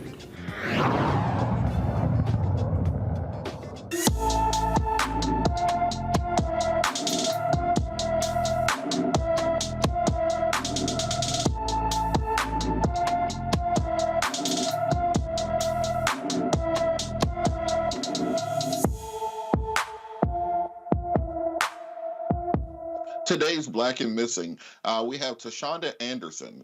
She has been missing from Fort Wayne, Indiana since New Year's Eve. The 17-year-old is 5 foot 10 inches tall, weighs about 160 pounds, with black hair and brown eyes. Tashonda may need medical attention. Anybody with information about Tashonda Anderson should call the Lake County, Indiana Sheriff's Department at 219-660-0001. Again, that's the Lake County, Indiana Sheriff's Department, 219-660-0001. Going to headlines, Chapin State University is not renewing the contract of head coach Juan Dixon. Now, Dixon has been under scrutiny as a former student filed a lawsuit accusing Dixon of not reporting an alleged sexual assault and blackmail by Lucien Brownlee. Brownlee allegedly harassed, tormented, and sexually assaulted the player before publishing confidential information he had obtained from the student. Brownlee was an assistant coach, the director of player development, and the director of basketball operations at Chapin State. Now, for those of you who don't know, Juan Dixon is a former NBA player and All-American player. He led the Chapin State Eagles program since the 2017-2018 season. Under his leadership, the program has had a mark of 51 and 139 in six seasons. Following the decision not to renew Dixon's contract, Chapin State Athletic Director Derek Carter made this statement: Coach Dixon has been a valuable member of our community, and we are grateful for his hard work and dedication to our student athletes. He has made significant contribution to the Chapin State men's basketball program. We wish him all the best in his future endeavors. I want to hop to our panel real quick on this. Joe, on this point, do you think that it was the issue with the failure to address the allegations by the student, or was it that 51 and 131 record that kind of cost Coach Dixon his job? Well, I guess the silver lining with Pat Ewing's situation is that it didn't seem to be a scandal other than him not doing a lot of winning. So it makes you wonder out loud, right? What's really going on? Because the fact of the matter is sometimes at some schools, you know, everybody loves a winner. When your coach is winning, they find a way to get around this kind of thing. So it certainly didn't help his cause that they weren't winning games, right? But in any event, this is something you, of course, have to take seriously for sure. And to the extent that there's potential that your coach or that the leader of your program is complicit in all that. I mean, you hope that this type of thing, if it's truly about accountability, if it's truly about keeping a problem from happening, that's the other part too. It's not just that, okay, we're going to let this guy go because we got our hands caught in the cookie jar, so to speak. What you really want to do is have a culture of support where athletes aren't considered first-class citizens and people that might have complaints about them considered second-class citizens, right? Are they dealing with a larger issue? Because if they're not dealing with a larger issue, whether Dixon was part of this or not, then this is bound to happen again, because there's going to be more athletes, there's going to be more students, and there's going to be more situations where there's a power dynamic possibility. But in here, this situation, I don't think there's any question that the fact that he would seem to be a loser did not help him. That shouldn't be the final thing, but I'm hoping that they're dealing with a larger culture. And Rebecca, on that same point, there seems to be a culture in college sports where as long as the coach is winning, they will forgive their players DUIs, domestic violence cases, pretty much any activity. But the minute that you're not bringing those wins home, all of a sudden you have to be held accountable. What can we do to shift this culture in college sports and athletics where they will hold players accountable for activities, or in this case, an assistant coach, for activities they do, particularly against women on campuses? Well, in this particular situation, it wasn't against women on the campus, but Juan Dixon, as the head coach, was at Chapin State for about 6 years. I think 3 years ago, the basketball team was the conference champion. So you're right, they haven't been winning as much lately. But it was also very notable that Juan's wife, Robin Dixon, who comes on the Real Housewives of Potomac, which airs on Bravo, she mentioned publicly using that platform that Juan handled the situation well and with integrity, and handled it the exact same way she would wish a coach would handle it if her sons were in that type of situation. I would have to largely disagree, because it doesn't look like Juan handled that situation to the best of his ability.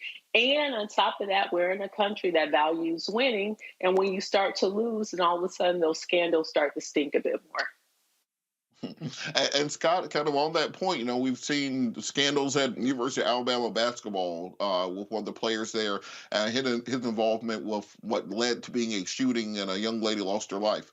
We have the case of UGA with the football player who's going to be a high draft pick who was street racing while drunk with somebody, and it resulted in the loss of life of one of his teammates and another young lady in that case. How can we get out of this place where it seems that we protect and kind of condone this bad behavior instead of really trying to root it out and making sure we're producing not just great athletes, but great young men also? I don't think we're protecting it or burying it.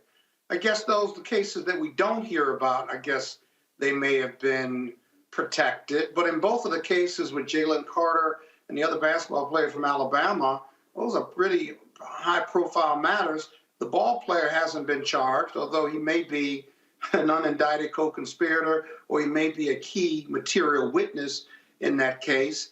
I think with the endorsements that come now with college athletes, they can get paid. With it, comes great responsibility and additional oversight. Remember, these kids are between the ages of 18 and 22. They're going to do some things wrong. They're immature, immensely talented, maybe even super bright, scholarly athletes. But they're going to do bad things because you do bad things when you're immature or you have peer pressure, right? So the supervision piece, in my opinion, is really, really important. Parents send their kids to college. You turn your kids over to college, whether it's University of Alabama or Morehouse College, right? And you expect proper supervision and to protect them. But kids are going to do bad things and stupid things, hopefully not so bad where they can't recover from it. But I think it takes school officials, parents, the community, and even alumni, despite the excellence of these student athletes, to put your arms around them, to supervise them, and to lead them in a way that they're going to accept your leadership and choose to do the right thing. Whether they're an athlete or not, you hope you instill the values in these kids, your own kids, right? So that they make the right decision when you're not around. Often they don't make that right decision, and so they've got a lot of growth to do as a result. Whether you're an athlete, college athlete, or whether you're anybody's child. But Scott, just on that point, you really don't think that these athletes get covered for in these situations? I mean, just look at the case of the Alabama basketball player. He's still playing in the tournament, despite perhaps being an unindicted co-conspirator in that case. If you look at back when Florida had Tim Tebow, pretty much the whole team were criminals that were often, you had Aaron Hernandez on that team who ended up going to prison for murdering people. You have a lot of these players that, because they can run fast, jump high, get wins for the school, make the coach $100 million. They have a culture where very much you are covering up and you're trying to sweep these things under the rug. And I think that as long as you maintain that, you're going to end up with situations like this where if Juan Dixon had won a championship this year, it's very unlikely he would have been terminated just for the actions of this coach against another individual. Well, wait a minute. Let's unpack all of that commentary. The prosecutors decide who's a criminal or not. You and I don't. And the ball player from Alabama, he's not charged with anything. What are you going to suspend him for? Suspicious of being taken part in the murder of the young lady? You can't do that. What do you think? We're in a police state? So I'm not sure you're protecting or coddling these athletes. Come on, man. You're really showing your conservatism now. Stop, okay? These people, they've got rights like everybody else. What? They do. They have rights like everybody else. Look, if he was on the chess team and accused of being part of something that resulted in the death of a young woman, I think they would just say, well, you can't play chess until that's worked out. But because Alabama is the favorite team headed into the March Madness, well, then, yeah, we can kind of forget that. And so much so that even after he was accused of being part of this shooting, he was doing a pat-down celebration entering the court where one of his teammates would pat him down as if he was looking for a gun. These kids don't take this so seriously because they know the school and the coaches will cover for them. Then pass a rule that says they can't play. You can't make up the rules as they go along. That kid hadn't been indicted on anything. And with Juan Dixon, that's an administrative piece that he should have just turned over to the dean of that school and focused on basketball. He may have knowledge. He may even have failed in communicating or reporting, if you will, but that doesn't get you fired. That's a judgment call. What gets you fired is not winning games. And so the whole issue of cuddling or coddling these athletes who engage in bad behavior, I just don't buy it. I think the pressure to win is really important, which is what you're really getting at. And if you turn a blind eye to bad conduct or even illegal conduct, then you're absolutely right. But we never find out about the cover-up until later. These are very public cases you're talking about. And these kids have rights, just like you have a constitutional right to a lawyer and to be innocent until proven guilty. Let's not walk away from those principles because you want to put some performance standard on kids and that the NCAA just goes soft on them because they want to win games and generate revenue. Whether that's true or not, there's no empirical data to support that. And I think you ought to stop saying that. Well, look, let's just have an across the board rule that if you are perhaps indicated in a young woman's death for whatever reason, car racing, bringing, but he hadn't been implicated, go shoot somebody, those sorts of things, then maybe you don't do sports for a semester, or you don't do extracurricular activities for a semester, so you can clear those things up and perhaps help to based on what rule? Other people who have died because someone based died. on That's what rule? Give me the rule. Respect the person who died. Let's not have the person who died, and you're still out here. Give me the rule. Celebrations at the game. Maybe the rule. Give me the rule. Maybe it should. Maybe give me the rule. Because we just assume that people have the type of moral and values that will result in you not having to pass a rule to say that. Because I bet if it was a cheerleader, they probably already have a rule about that. Give me the rule. Didn't the Alabama? Give me the rule. But Robert. Give me the rule. Didn't the Alabama student get suspended at first and then kicked off the team? I thought when this happened in late December that the student was dismissed from the team at first. So wasn't there something that happened? But also, I just want to point out what happened at Chapin State is completely different. Here you had two coaches. And you had a coach who specifically is accused of sexual harassment, sexual assault, and blackmailing a student into doing more exploitive of sexual acts. Once that student had pictures taken of him that was then sent to other team members. That's what the assistant was accused of doing. And so, Scott, do you think in that situation, maybe you should have a rule that you get rid of the coach and maybe the head coach, doesn't do that for a while? I just feel like we're putting in place a system where as long as you win, you get excused from whatever else it is that you do societally. Well, with Coppin State, they weren't winning. And from an HR standpoint, you don't need a new rule. That violates the handbook, if you will. No one should be shaking down and taking pictures and exploiting young people like that. He should have been fired, without a doubt. And if Juan Dixon knew about it and did nothing about it, then Juan Dixon ought to be fired too. You don't need a new rule for that. That's just good HR, employment law, and it's NCAA rules, if you will. You can't exploit anybody as a college student. So I'm trying to understand your complaint because it seems like a lot of conjecture, not based on facts or based on reality.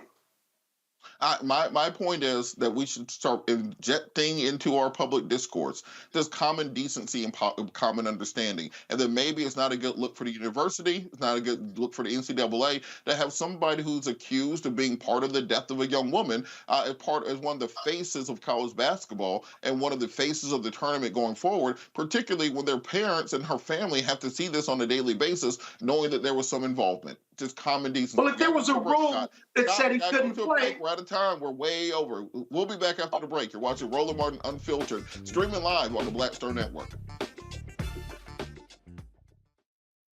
Hatred on the streets, a horrific scene, a white nationalist rally that descended into deadly violence. White people are losing their damn minds. As an angry pro-Trump mob stormed to the U.S. Capitol. We're about to see the rise of what I call white minority resistance.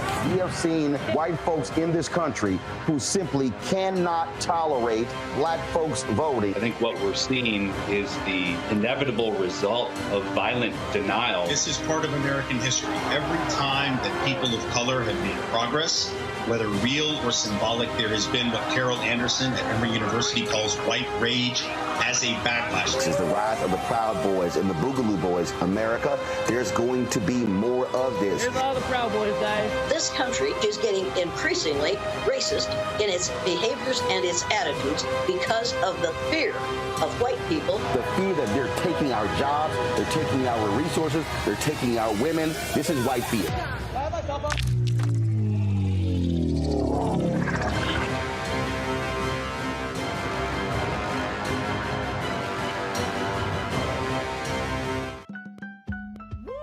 We're all impacted by the culture, whether we know it or not. From politics to music and entertainment, it's a huge part of our lives, and we're going to talk about it every day right here on The Culture with me, Faraji Muhammad, only on the Black Star Network.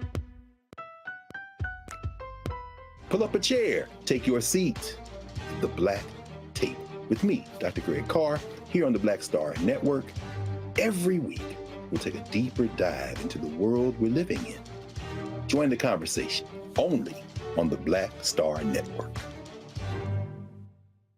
What's going on? This is Tobias Trevelyan. Hey, I'm Amber Stevens-West. Yo, what up, y'all? This is Jay Ellis, and you're watching Roland Martin Unfiltered.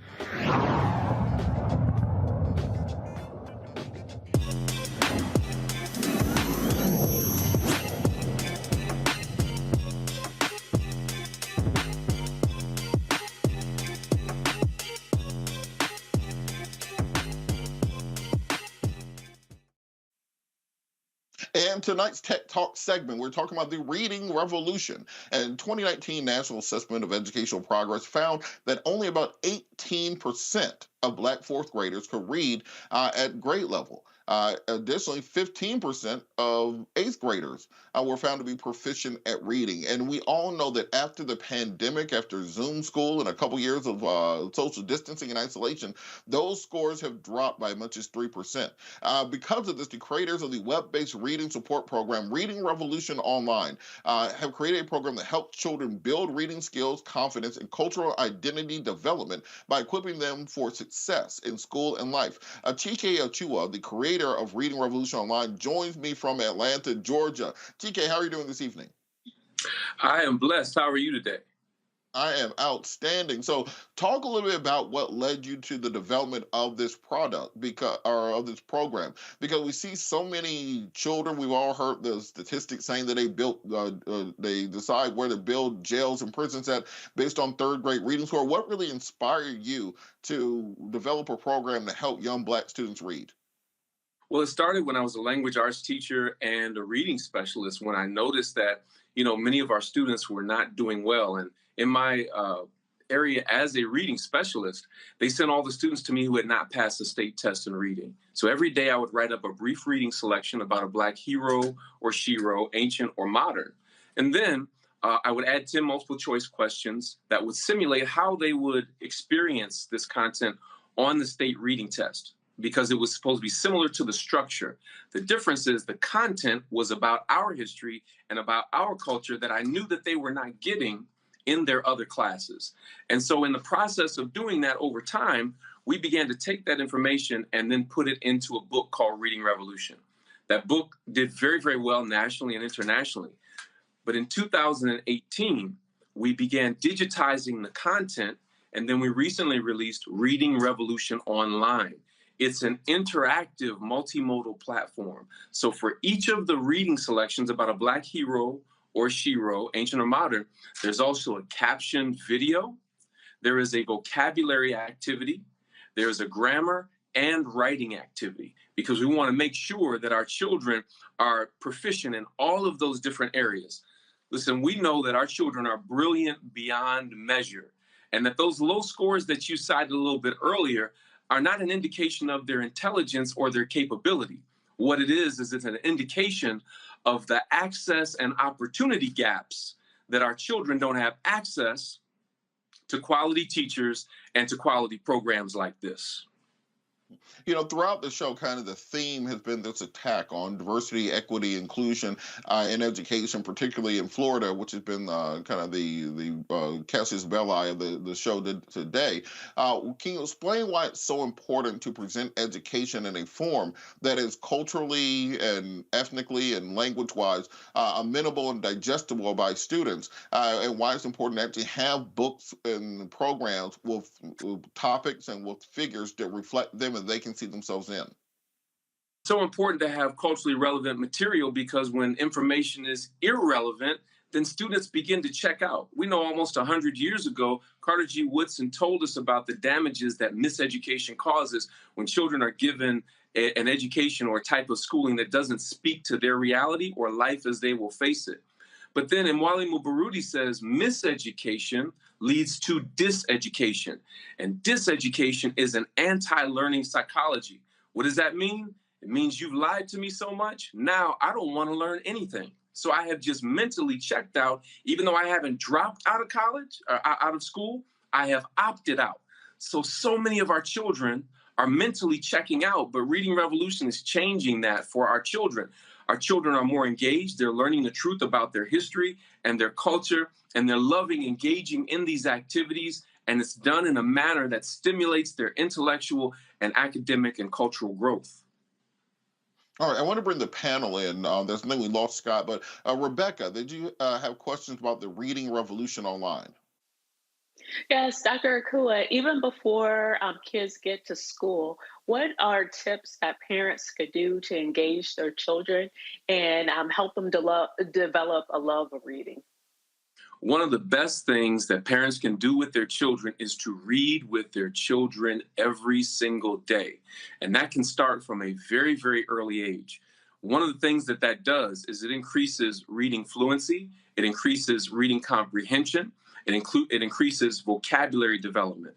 So simply by choosing books that are reflective of the culture and the values that we want our children to have, and reading those books to our children every day can dramatically increase reading and literacy scores. And before I go to Joe, I actually had a follow-up on Rebecca's question, because I wanted you to talk a little bit why it's important to make sure that the curriculum is something that the children can know, understand, and digest, and be able to remember. Because the way, as you said, the way my parents taught me to read was we read the Bible every night. So I read the King James Version of the Bible all the way through before kindergarten. So when I get to kindergarten, talking about ye, therefore, thou art, and stuff, they looked at me a little bit crazy. So can you talk a little bit about how having relative subject matter is important? Yeah, the relevant subject matter is so important. And hey, shout out to your parents, because they did expose you to that. And that's great. And I'm sure it improved your comprehension and reading fluency skills. But we want to make sure we know that our children are, again, brilliant. For making friends. Yes, I'm sure. But we know that our children are brilliant beyond measure. But one of the things that we have to do is we have to take responsibility and bring them up to speed. Reading Revolution Online is being used in a number of schools and school districts around the country and even internationally. However, we cannot wait for the public schools to get a clue. And this is why it's so important that we have this movement where we're going directly to parents and making it available to them so that they can utilize this with their children at home. You can use it at home. You can use it on your smartphone, your tablet, your laptop. You can use it while you're driving around running errands and your child is in the seat next to you. They can be doing the Reading Revolution activities and gaining tremendously by engaging in these different activities. All right, Joe, did you have a question about the Reading Revolution Online? Yeah, sure, Dr. Kua. I remember when I was little, for those of us in the old school, we had that physical library. We had a library on Crenshaw in South Central. And Miss Cohen, I specifically remember, because when I brought books late, she would take the card out so that I didn't have to pay my 10 cents a day for the book being late, being brought back. Tell us about the connection with the physical library. Okay, that's still, perhaps in some worlds, the cheapest resource or the cheapest way to connect, particularly at some places, some communities where internet is not as good or as prevalent. Sometimes people use the library for internet, et cetera. Is there an encouragement or connection to the library now? Is it more difficult because of you're trying to make sure that culturally sensitive materials and things that they're going to embrace proliferate there, and maybe that's a little bit harder to find? And are there other connections related to other online or low-cost resources that will allow families to build on what it is that you're doing with this program? Yeah, so let me say, first of all, that having physical books at home, I believe every Black family should have a library in their home. Every Black family should have a library in their home of physical books. But we wanted to make this accessible in a multimodal platform, also in a way that children could receive it. And what we found is that because it's visual, there's a caption video for each reading selection. They're also hearing it. They're watching the words go across the screen. And so they're being impacted on several different levels that allows them to digest the material even better. So I'm not saying don't have the physical books, please do. But with this, you can have it wherever you go.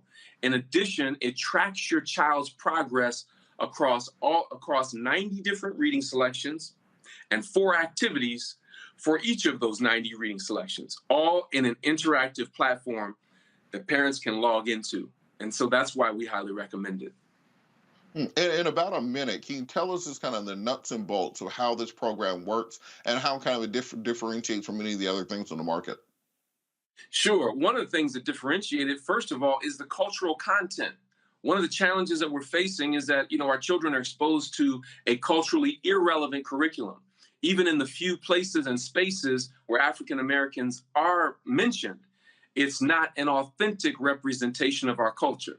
In addition, when our history or culture is talked about, they start us at our lowest point in slavery, or they'll start us in civil rights. And while those periods of time are very, very important, our history and our culture is so much more than just slavery or civil rights. You don't start a people's story at their lowest point. And so that's why we've taken it all the way back to Africa to make that African cultural connection so that people understand why we're called African Americans and that we have a rich tradition that's worthy to be respected. But we have to be the first people to respect it. And we have to do, as our ancestors said, we have to gain knowledge of self. And in gaining that knowledge of self, I think we'll see our students begin to pull their pants up. I think we'll see them begin to press towards excellence. I think we'll see them take their schooling and their education a lot more seriously. In addition to that, they will treat their peers differently because of the values and the character traits of resilience and self-determination and faith and unity that are embedded and woven into every selection in the Reading Revolution online curriculum. And so that's one of the things that distinguishes this from any other resources. We've had educational leaders and principals say, Dr. Akua, this is exactly what I was looking for, and I didn't even realize it. My students were engaged at a higher level, but here's the other thing. Teachers and leaders are telling us, I'm learning new things about African-American history and culture that I didn't know. So parents, as well as teachers and leaders, love Reading Revolution Online because many of them didn't get these lessons coming through school. So it's a win-win-win situation across the board. Well, we want to thank you for everything that you are working on. Please keep us updated. I think it's an outstanding resource that I really wish I had when I was a child. Thank you, Dr. Chua, for everything that you're doing. That's the show. One last thing, can I add? Go ahead. Can I add one last thing? For those that go to Reading Revolution, for those that go to readingrevolution.org, if you click on parents, we have a special that we've made available for Roland Martin Unfiltered. When you go to readingrevolution.org, click on parents and put in the coupon code READ, R-E-A-D, and you will get a special discount. If you pay upfront the whole thing, just put that in, you get a special discount. If you want to pay monthly, put READ, M-O, M-O standing for monthly, and then you'll get a special discount. And that discount is tantamount to really paying $1 a day. And I have to ask, is your child's future and academic success worth $1 a day? If it is, all right, well, thank you. Go to readingrevolution.org. All right, thank you so much, Dr. Chua. I got to thank our panel for joining us today. Thank Roland for letting me sit in for me. He'll be back tomorrow. Thanks to Control Room for making all this work. And as I say, the end of every show in words, Gil Scott here, no matter the consequences, it fears to grip your senses. You got to hold on to your dreams. Hold on to your dreams, America. Folks, Black Star Network is here. punches. I'm real revolutionary right now. Support this man, Black media. He makes sure that our stories are told.